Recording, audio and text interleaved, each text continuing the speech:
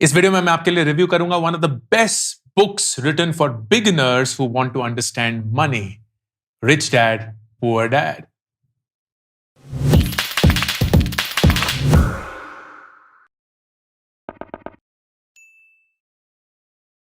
दोस्तों, ये एक सीरीज है जो मैंने हाल ही में शुरू करी है, जहां हर महीने मैं एक बुक को उठा के आपके लिए उनको रिव्यू करता हूं। As a very important disclaimer, ये वीडियो रिप्लेसमेंट नहीं है बुक पढ़ने का। बुक्स पढ़ना जरूरी है। This video is meant to encourage you to read the book जो मैं रिव्यू कर रहा हूं। ये नहीं कि वीडियो देख लिया तो अंकुर वारिकू ने बता दिया तो अब बुक पढ़ने की जरूरत नहीं है। This should be the reason why you pick up the book। इस महीने मैं रिव्यू करूंगा रिच डैड पुअर डैड, एक ऐसी किताब जो बहुत सालों से has been counted as one of the best books one should begin to read अगर आप पैसे के बारे में जानना चाहते हैं। ये बुक किनके लिए है? ये बुक उनके लिए है जिन्होंने पैसे के बारे में कभी कुछ ज्यादा जाना नहीं है। फैमिली में, स्कूल में, कॉलेज में कभी भी पैसे के बारे में कोई चर्चा नहीं हुई है, and they are struggling to figure out how to look and think about money. ये बुक मैंने 1999 या 2000 में पढ़ी थी, तो बहुत साल पहले। मैं तब कॉलेज स्टूडेंट था। 1998 में मैंने Delhi university Hindu college join किया। इस बुक के हाल से आप देख सकते होंगे कि ये बुक बहुत बहुत पुरानी है, पेजेस पीले हो चुके हैं, so on and so fourth. उस टाइम पे मैं हाइलाइट्स, नोट्स वगैरह जो करता था बुक पे नहीं करता था, क्योंकि बुक मेरे लिए ना बड़ी सैक्रोसैंट सी चीज थी, एक सीक्रेट सी चीज थी। तो मैं किताबों पे या कॉपियों में वो नोट्स बनाता था। वो नोट्स अभी मेरे पास है नहीं, लेकिन whenever I get the opportunity, I go through these questions again. This book is written by the guy called Robert Kiyosaki. And Robert Kiyosaki ने दुनिया को ना एक बार हिला के रख दिया जब ये बुक उन्होंने रिलीज करी, because he spoke about rich dad, poor dad. उनकी खुद की जिंदगी की कहानी, जहां उनके खुद के जो पिता थे, he was a very hard working professor, लेकिन वो कभी भी पैसे को ना सही से समझ नहीं पाए, सही से जान नहीं पाए। And he is the one that Robert refers to as the poor dad. सब कुछ करने के बावजूद, अच्छी नौकरी होने के बावजूद, सब कुछ जिंदगी में सही करने के बावजूद, he could never create true wealth. And फिर उनके मुंह बोले बाप थे, हु वाज मेरे ख्याल से 8वीं या 9वीं कक्षा पास, so didn't even finish school, and वो जिंदगी में जाकर बहुत सारे वेल्थ एक्यूमुलेट कर चुके थे। And he was the one that Robert referred to as the rich dad. और इस पूरी किताब में ही basically goes through a comparison कि कैसे मेरे असली पिता जो थे, जो जिंदगी में सब कुछ सही करने के बावजूद भी एक तरीके से गरीब ही रह गए, और कैसे मेरे ये जो मुंह बोले बाप थे, उन्होंने जिंदगी को समझा, पैसे की जिंदगी में अहमियत को समझा, and then through that created lessons that I intend to share with you. 6 ऐसे लेसन जो इस किताब में हम सबके लिए हैं, which serve as a very very nice introduction to how you would want to go about living life. Before we start, a big shout out to the sponsors of this video, Kuku FM, जो हिंदुस्तान का सबसे बड़ा vernacular audio platform है। यहाँ Rich Dad Poor Dad और ऐसी बहुत सारी और किताबें available है in an audio format आपकी favorite भाषा में। So you can listen to books as well as consume the knowledge that they have. Limited period के लिए अगर आप इस कोड को कुकू FM पे अप्लाई करेंगे, then you will get 50% off on the subscription. Please करिएगा, because even if you do not read books, at least you can listen to books, and that too in the language that you prefer. So Rich Dad Poor Dad में 6 बहुत ही कीमती lessons हैं जो कि मैं आप सबके साथ शेयर करूंगा। सबसे पहला lesson, rich don't work for money, money works for them. सुनने में बहुत अच्छा लगता है। अमीर लोग ना पैसे के लिए काम नहीं करते, पैसा उनके लिए काम करता है। एंड अक्सर हम इसको सुनते भी हैं, बट इसका मतलब क्या है? इसका मतलब यह है कि Robert compared his poor dad, जो उनके असली पिता थे, to something who is a normal person caught in the rat race. हम सब को ना एक तरीके की जिंदगी जीने के लिए बोला गया है। समाज हमें यह बोलता है कि जल्दी जल्दी पढ़ाई खत्म कर लो और उसके बाद ना नौकरी करो, क्योंकि नौकरी से पैसे मिलते हैं। That's the only way you can live and survive in the world. And हम फिर क्या करते हैं, उस पैसे की जैसे ही हमारी कमाई शुरू होती है, हम उससे चीजें खरीदना शुरू कर देते हैं। हम उससे गाड़ियां खरीदते हैं, घड़ियां खरीदते हैं, कपड़े खरीदते हैं, फोन खरीदते हैं, बंगले खरीदते हैं, वेकेशंस खरीदते हैं, और हमें लगता है कि यही सही मायना है पैसे कमाने का, which is true to some extent. लेकिन हम ना उस पैसे के अधीन हो जाते हैं। हम उस सैलरी से एडिक्टेड हो जाते हैं। हमें पता है कि हमारी जो जिंदगी है, हमारा जो लाइफस्टाइल है, वो ऐसा बन चुका है कि हम इस पैसे को ना अब ना नहीं बोल सकते। And so many of us continue to live in our jobs despite being miserable just because they don't know anything else. And the best example of that is our parents. हमारे पेरेंट्स की तो और भी ज्यादा मुश्किल जिंदगी थी। उनके लिए ये जो सारे वेकेशंस हैं, फोन्स हैं, ये सारी लग्जरीज जो थी, वो तो दूर दूर तक नहीं थी। उनके लिए सिर्फ और एक सी चीज थी, सर्वाइवल।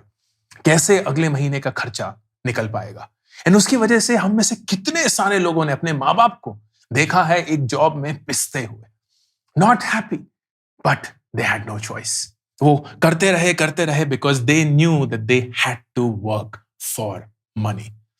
लेकिन जो रईस लोग होते हैं, वो नहीं जो पैदाइशी रईस होते हैं, बट वो लोग जो अपने लिए पैसा बनाते हैं और उसको फिर कन्वर्ट करते हैं to something that works for them, are the ones who are truly escaping the pains of life.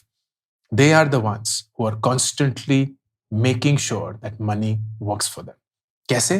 By taking out money first for themselves. आपकी जब भी सैलरी आती है, हम क्या करते हैं? हम सबसे पहले अपने खर्चे जल्दी जल्दी दे दिए। सैलरी आने से पहले ही सरकार को खर्चा दे दिया है टैक्स के रूप में। फिर आया रेंट, EMI, ये फीस, वो बिल, वो सारी चीजें।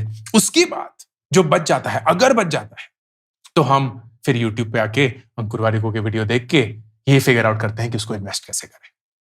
And that is you working for money. क्योंकि जैसा ही पैसा आया, आपने वो सारी चीजें बांट दी जो लोगों के लिए थी, आपने अपने लिए कुछ किया ही नहीं। So that amount will always remain as a small amount and as a by product. वो कभी भी आपके लिए नंबर 1 प्रोडक्ट नहीं होगा। वो तब होगा जब आप अपनी जिंदगी की इक्वेशन को बोलेंगे, oh income minus expenditure is equal to savings. अगर एक्सपेंडिचर बढ़ गया तो सेविंग्स कम हो गई। अगर इनकम उतनी नहीं बढ़ी और एक्सपेंडिचर उतना ही रहा तो सेविंग्स कम हो गई। हम हमेशा अपनी सेविंग्स को कम कर देते हैं, कभी भी अपने एक्सपेंडिचर को कम नहीं करते। हम हमेशा अपनी सेविंग्स को कम कर देते हैं, कभी भी ये तरीका नहीं बनाते कि हमारी इनकम कैसे बढ़े। That is the first and the foremost lesson for this book. Number 2, पैसे ना बनाना तब भी आसान है, लेकिन पैसे को बनाकर रख पाना और ग्रो कर पाना बहुत मुश्किल है। And this is a fundamental principle of life. Keeping money is far far more difficult than earning money. एक स्टडी थी यूएस में, जो कि सारे जो लॉटरी जीतने वाले लोगों की जिंदगी थी उसको ट्रैक कर रही थी। एंड अक्सर यही होता है कि लॉटरी जो जीतते हैं वो लोग होते हैं जिनके पास ज्यादा जिंदगी में पैसे नहीं होते। तो एक दिन उनकी लॉटरी लग गई, जिंदगी में बहुत पैसे आए, and then the research study was tracking कि उनकी जिंदगी में उसकी वजह से क्या बदलाव आया। बदलाव बहुत ही सरप्राइजिंग था। कुछ नहीं बदला। वो गरीबी से शुरू होकर एक अमीर जिंदगी में गए बिकॉज ऑफ द लॉटरी, और उन्होंने वो सारे पैसे खर्च करके वापस गरीबी में एंटर किया। इतने सारे लोग हैं जो इतना कमाते हैं, फिल्म स्टार हो गए, एथलीट्स हो गए, लेकिन इतने सारे उनमें से लोग हैं जो जिंदगी में उतना नहीं कमा पाते जितना हमें लगता था कि वो कमाते हैं। क्यों? क्योंकि वो सारा पैसा खर्च कर देते हैं। इनफैक्ट मैंने एक बहुत ही खूबसूरत कोट कहीं पढ़ा था कि व्हेन वी से ना वी नीड और we want to become a millionaire, what we are essentially saying is that we want to spend $1 million। तभी हम मिलियनेयर बनना चाहते हैं। वरना क्या फर्क पड़ता है कि आप करोड़पति हैं या अरबपति हैं, कुछ भी हो। जब हम बोलते हैं कि हम करोड़पति बनना चाहते हैं, हम वाकई में ये बोल रहे होते हैं कि हम करोड़ रुपए खर्च करना चाहते हैं, या हम एक ऐसे मकाम पे, एक ऐसी हैसियत पे पहुंचना चाहते हैं जहां हम करोड़ रुपए खर्च कर सकते हैं। सब कुछ ना खर्चे पे होता है, but it is really really hard to keep money. How do you really grow that money, and that is important. And इस वक्त पर रॉबर्ट एक ऐसी डेफिनेशन शेयर करते हैं जिसने मेरी जिंदगी एकदम बदल दी जब मैंने इसको पहली बार अपनी जिंदगी में पढ़ा था। The definition of an asset and a liability. हमें अक्सर ऐसा लगता है कि जो चीजें हम खरीदते हैं वो एसेट्स होती हैं। हमें लगता है कि जो हमने गाड़ी खरीदी वो एसेट है, हमें लगता है जो हमने घड़ी खरीदी वो एसेट है, फोन खरीदा वो एसेट है। लेकिन रॉबर्ट ये बोलते हैं एसेट सिर्फ वही चीज होती है जिसकी वैल्यू आगे जाके बढ़ती है, घटती नहीं। एसेट एक ऐसी चीज होती है जिसको अगर आप अपना लेते हैं या ओन करते हैं तो वो आपके लिए खुद ब खुद पैसा कमा के देती है, गवाती नहीं है। एंड इस डेफिनेशन के चलते एक गाड़ी एसेट नहीं है। आपको लगता है कि आपने 10 लाख की गाड़ी खरीद ली, लेकिन वो 10 लाख की नहीं है, क्योंकि जैसे आपने खरीद के उसको शोरूम से बाहर निकाला, अगर आप उसको वापस उसी शोरूम में उसी वक्त बेचना चाहेंगे तो शायद आपको 7.5, 8, 9, मैक्सिमम 9.5 मिल जाएंगे, 10 नहीं मिलेंगे। दैट मीन्स कि उसकी वैल्यू ऑटोमेटिकली और इंस्टेंटली डिप्रिशिएट हो गई है, कम हो चुकी है। जैसे जैसे साल बीतेगा उसकी वैल्यू और कम होते जाएगी। आप घड़ी को ले लीजिए, फोन को ले लीजिए, अक्सर इन ज्यादातर जो चीजें हम खरीदते हैं वो एसेट नहीं होती, वो एक डेप्रिशिएटिंग वैल्यू होती है। एसेट होता है कुछ ऐसा जो कीमत में बढ़ता रहे। स्टॉक्स आर एसेट्स, क्योंकि जब आप स्टॉक खरीदते हैं तो आप एक कंपनी की फ्यूचर ग्रोथ को खरीद रहे होते हैं। Gold is an asset, jewellery is not, क्योंकि ज्वेलरी में आपको कभी भी उतना दाम जरूरी नहीं है मिलेगा, काफी कुछ कट के आता है। लेकिन gold, digital gold is an asset. अगर आप रियल एस्टेट खरीदते हैं, कमर्शियल रियल एस्टेट खरीदते हैं या इवन रेजिडेंशियल रियल एस्टेट खरीदते हैं और उसकी वैल्यू अगर बढ़ती है विदाउट टेकिंग अ लोन, तो वो एक एसेट है। All of those things are an asset. आपने अपने लिए किताब लिखी, that is an asset. जब आप सो भी रहे होंगे वो किताब बेच रही होगी, बिक रही होगी एंड आपको पैसे कमा के दे रही होगी। That is what it means by having a rich mentality. उन चीजों पे पैसे खर्च करिए जो आपको आगे जाके और पैसे कमा के देगी। Because keeping money is far, far harder than earning money.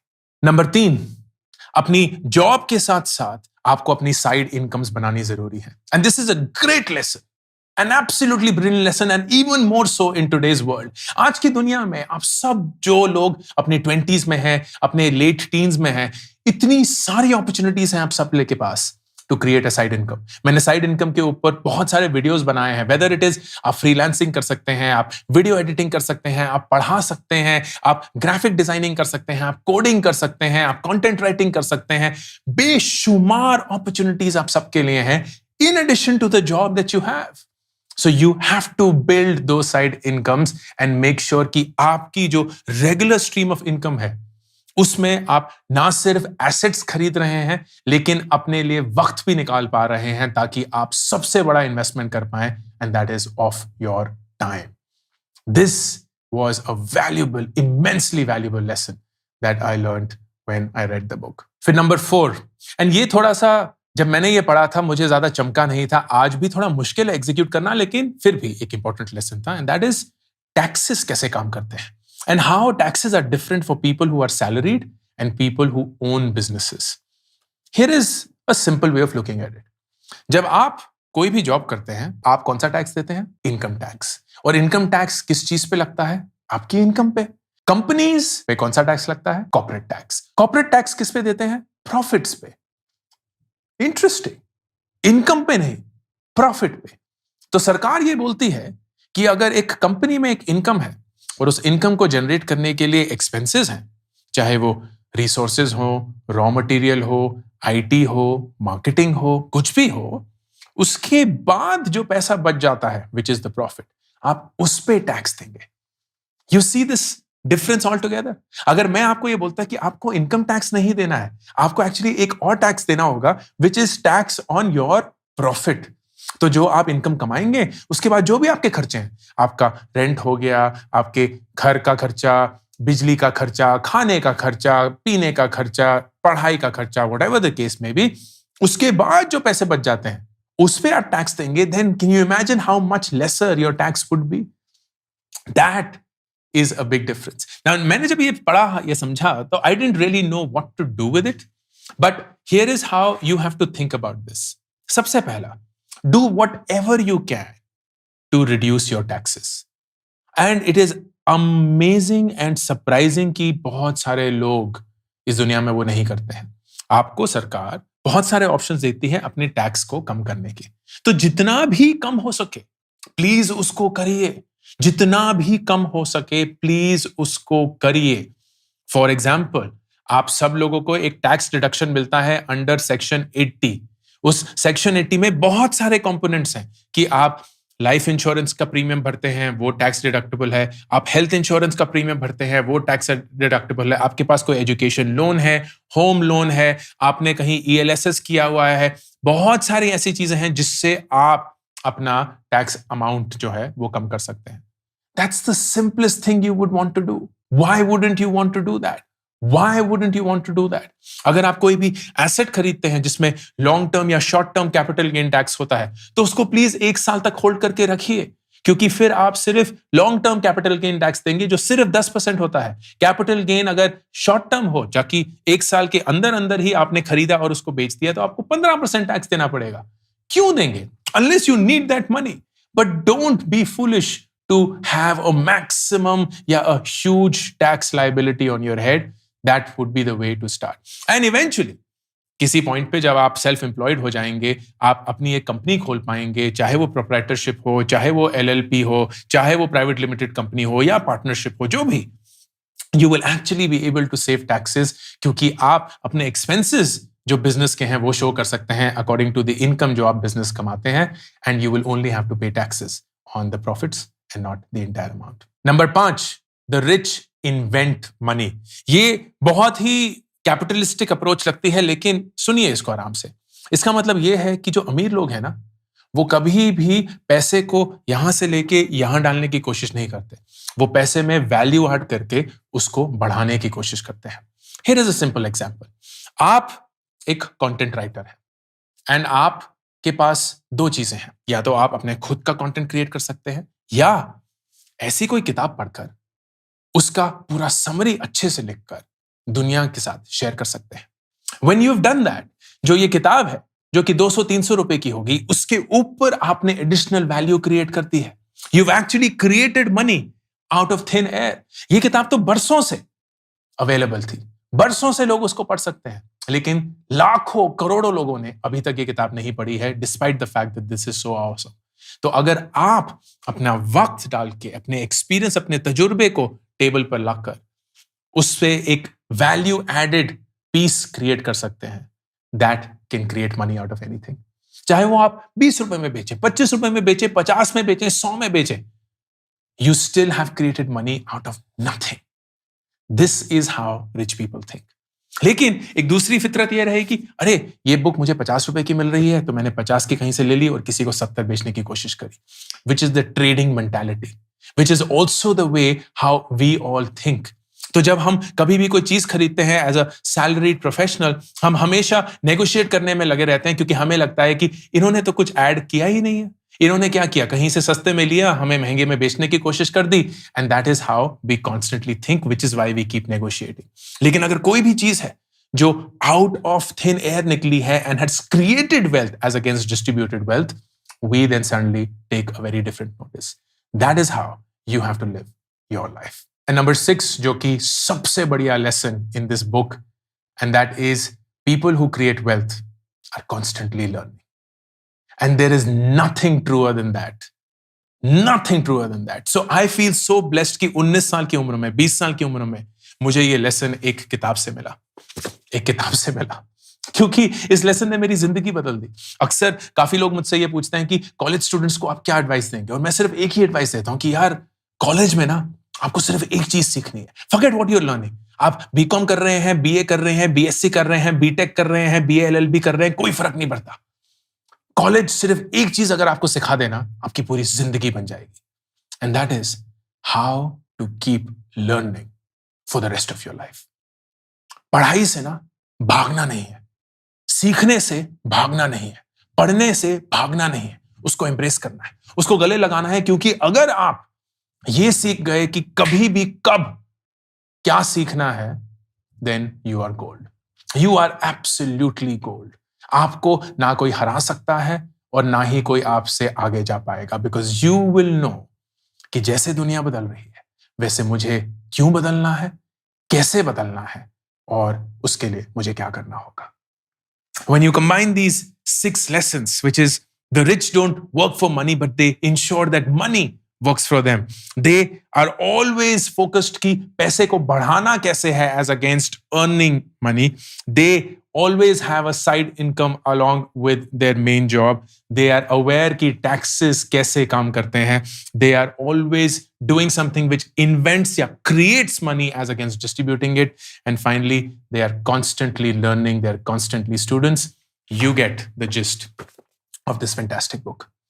ये 6 लेसन हर एक जिंदगी में, किसी भी उम्र में, किसी की भी जिंदगी बदल सकते हैं। I hope this was useful. अगर कोई और किताब है जिसको आप चाहते हैं मैं रिव्यू करूं तो प्लीज कमेंट सेक्शन में उसका नाम लिखिएगा। Next month I will come back with my next book review. Until then, Ankur Warikoo signing off. My first book, Do Epic Shit, is now out. I would love for you to buy a copy of Do Epic Shit on Amazon.in.